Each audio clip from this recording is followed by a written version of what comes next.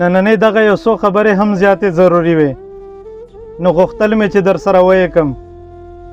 ړومبی خو دغه چې کله هم بهر ملکونو ته راځئ نو د کار په ویزه راځئ او څه کار کسب او هنر زده کوئ.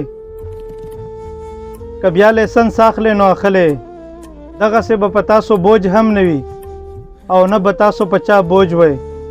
پیسې به هم ګټئ او لیسنس ته به هم زیات فکرمند نه وئ.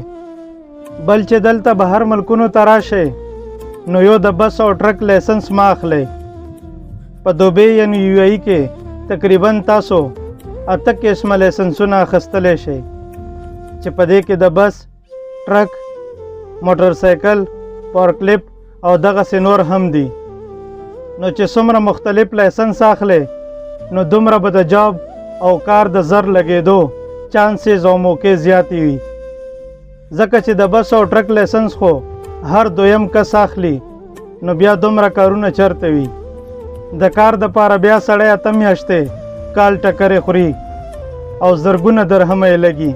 بل اکثر زه ګورم چې څوک لیبر یا مزدورکار ورونه لیسنس واخلي نو خلک ورته پیغور کوي چې کینه مړه لیبر سړی ستا به څه ډرایوینګ وي او دا ډرایوینګ به داسې وي او دغسې نورې ډېرې خبرې.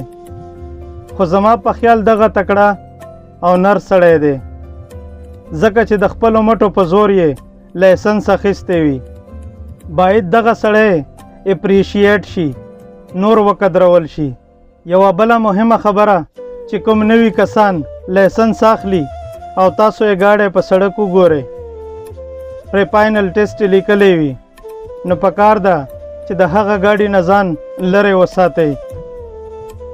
لږ ورته ورو شئ او دته لار ورکئ چې دی ونه یریږي او چرته په ټرایې کې پیل نشي. دغه یو څو خبرې د لایسنس په هکله زما په ذهن کې وې، در سره شریکې مې کړې. ویډیو اوږده شوه خو شاید ستاسو او یا د یو چا بل چا په کار راشي. که خوښه شوي مو وي نو لایک او د ملګرو سره یې شیر کړئ او زما یوټیوب چینل خامخا سبسکرایب کړئ. خوشحاله اوسئ.